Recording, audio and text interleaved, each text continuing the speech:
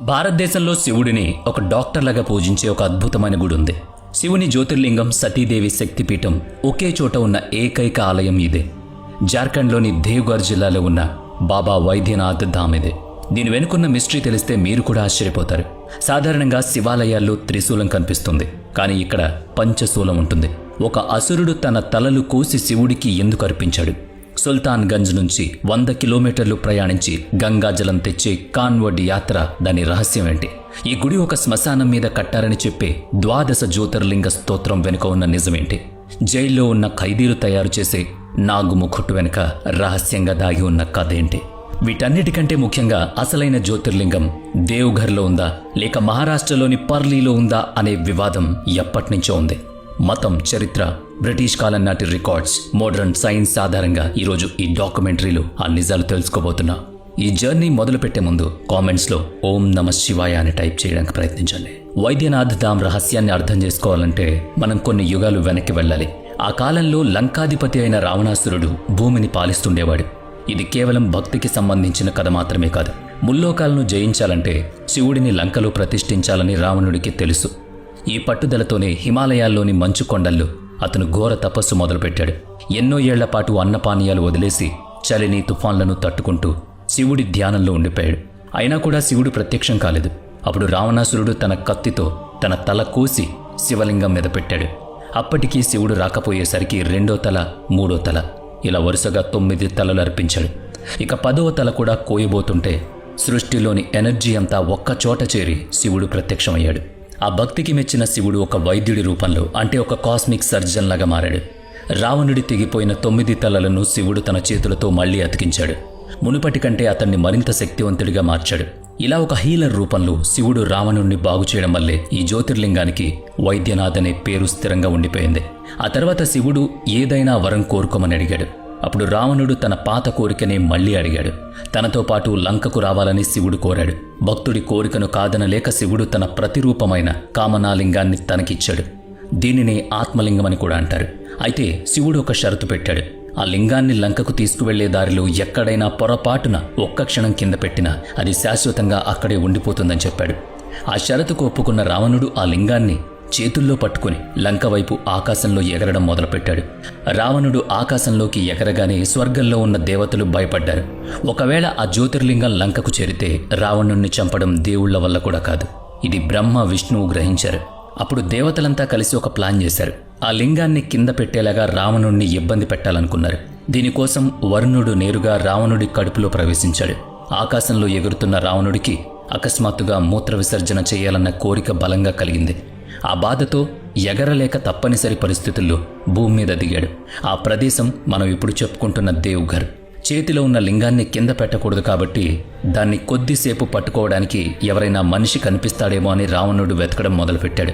సరిగ్గా అదే సమయానికి వినాయకుడు బైజు అనే ఒక సాధారణ పశువుల కాపరి రూపంలో అక్కడికొచ్చాడు. రావణుడు ఆ జ్యోతిర్లింగాన్ని ఆ కాపరి చేతికిచ్చాడు. దాన్ని ఎట్టి పరిస్థితుల్లోనూ కింద పెట్టొద్దని గట్టిగా చెప్పాడు. కానీ రావణుడు అటు తిరగగానే వినాయకుడు ఆ లింగం చాలా బరువుగా ఉందంటూ కావాలనే కింద పెట్టేశాడు. రావణుడు తిరిగి వచ్చి చూసేసరికి జ్యోతిర్లింగం భూమి మీద ఉంది. అతడికి విపరీతమైన కోపం వచ్చింది. తన బలమంతా ఉపయోగించి ఆ లింగాన్ని పెకలించాలని ప్రయత్నించాడు. కానీ అది ఒక్క అంగుళం కూడా కదల్లేదు. ఆ సమయంలో రావణుడి బొటనివేలి ముద్రలు పడ్డ ఆనవాళ్లు ఇప్పటికీ మనం ఆ శివలింగం మీద చూడొచ్చు. ఓటమి ఒప్పుకున్న రావణుడు ఆ లింగానికి నమస్కరించి ఖాళీ చేతులతో లంకకు తిరిగి వెళ్ళిపోయాడు. ఆ తర్వాత రావణుడికి నీటి అవసరం ఏర్పడింది. అప్పుడు తన పిడికిలితో లేదా త్రిశూలంతో భూమిని గట్టిగా కొట్టాడు. దాంతో అక్కడ ఒక పెద్ద నీటి కుండ ఏర్పడింది. దాన్నే ఇప్పుడు రావణ్ తలాబ్ లేదా శివలింగ అంటారు. లక్షలాది మంది భక్తులు గుడిలోకి వెళ్లే ముందు ఇప్పటికీ ఈ కోనేటిలోనే స్నానం చేస్తారు. ఇదంతా పురాణాల్లో ఉన్న కథ మాత్రమే అనుకుంటే పొరపాటే. అసలు మిస్టరీ ఇప్పుడు మొదలవుతుంది. ప్రాచీన గ్రంథాల్లో ఆ ప్రదేశాన్ని చితాభూమి లేదా శ్మశానం అంటారు. హిందూ మతంలో ఎంతో పవిత్రమైన 12 జ్యోతిర్లింగ స్తోత్రాన్ని ఆది శంకరాచార్యులు రచించారు. అందులో వైద్యనాథ్ గురించి ఒక వింతైన లైన్ ఉంది. వైద్యనాథం చితాభూమౌ అని దాని అర్థం. అంటే శవాలను దహనం చేసే శ్మశానమని. ప్రతిరోజు లక్షలాది మంది తమ ఆరోగ్యాన్ని, ఆయుష్ను కాపాడమని శివుణ్ణి వేడుకోవడానికి వస్తారు. అలాంటి గొప్ప హాస్పిటల్ లాంటి గుడి పునాది ఒక శ్మశానం ఎలా అవుతుంది? శివపురాణం ప్రకారం దక్ష ప్రజాపతి చేసిన యాగంలో సతీదేవి ఆత్మాహుతి చేసుకుంది. అప్పుడు శివుడు ఆమె మండుతున్న శరీరాన్ని పట్టుకుని ఆగ్రహంతో తాండవం చేశాడు. సృష్టిని కాపాడడం కోసం విష్ణువు తన సుదర్శన చక్రంతో సతీదేవి శరీరాన్ని 51 భాగాలుగా ఖండించాడు. సతీదేవి హృదయం దేవ్గర్లోనే పడిందని, శివుడు స్వయంగా ఆమెకు ఇక్కడే అంత్యక్రియలు చేశాడని రీసెర్చ్లు నమ్ముతున్నాయి. అలా ఆ ప్రదేశం సృష్టిలోనే మొదటి చితాభూమిగా మారింది. అందుకే శివుడు అక్కడ కేవలం ఒక హీలర్లాగా మాత్రమే కాకుండా అఘోర రూపంలో మహాకాల్లాగా కొలువై ఉన్నాడు. ప్రపంచంలో మరెక్కడా లేని విధంగా శివశక్తుల కలయికను ఇక్కడ మనం ఫీల్ అవ్వచ్చు. అయితే అసలు వివాదం ఇక్కడే మొదలవుతుంది. అసలైన జ్యోతిర్లింగం జార్ఖండ్లోని దేవ్గర్లో ఉందా లేక మహారాష్ట్రలోని పర్లీలో ఉందా? 2 చోట్ల కోట్లాది మంది భక్తులకు అపారమైన నమ్మకం అయితే ఉంది. మీకు ఈ వీడియో నచ్చితే మాత్రం లైక్ చేయండి. ఈ శ్లోకంలో పూర్వోత్తరే అంటే నార్త్ ఈస్ట్ లేదా ఉత్తర తూర్పు దిశ అని అర్థం. ఇండియా మ్యాప్లో ఉజ్జయినిని కేంద్రంగా తీసుకుంటే దేవ్ఘర్ భౌగోళికంగా సరిగ్గా నార్త్ ఈస్ట్ దశలో ఉంటుంది. అదే పర్లి విషయానికి వస్తే పశ్చిమ లేదా దక్షిణ పశ్చిమ దిశలో ఉంటుంది. శ్లోకంలో ఉన్న ప్రజ్వలికా నిదానే అనే మాటకు అర్థం దేవ్ఘర్ సతీదేవి హృదయపీఠం కాబట్టి ఇది ఖచ్చితంగా దేవ్ఘర్ గురించే చెబుతుందని ఆధారాలు స్పష్టం చేస్తున్నాయి. కానీ పర్లీ వాదన కూడా తక్కువేమీ కాదు. ఆది శంకరాచార్యుల స్తోత్రంలోని కొన్ని వెర్షన్లలో పర్ల్యాం వైద్యనాథం అనే లైన్ ఉంది. 1784 సమయంలో మరాఠా రాణి అహల్యాబాయి హోల్కర్ పర్లీ గుడిని అద్భుతంగా పునర్నిర్మించారు.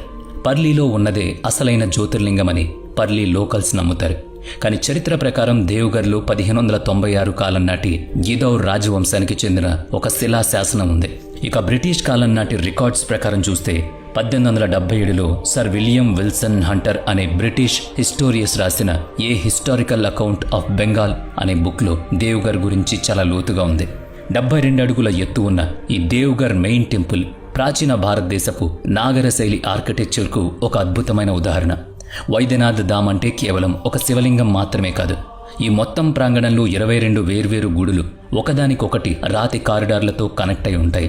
1596లో గిదౌరీ మహారాజులు ఈ కలశాలను ఎన్నో శతాబ్దాల క్రితం విరాళంగా ఇచ్చారని చరిత్ర ఆధారాలు చెబుతున్నాయి.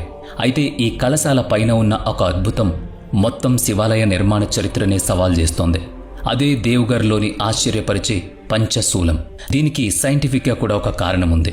అష్టధాతువులతో చేసిన ఈ పంచశూలం గుడికి ఒక రక్షణ కవచంలా పనిచేస్తుంది. దేవ్గర్ ప్రాంతంలో భయంకరమైన పిడుగులు పడుతూ ఉంటాయి. కానీ ఇప్పటి వరకు గుడి మీద ఒక్కసారి కూడా పిడుగు పడలేదు.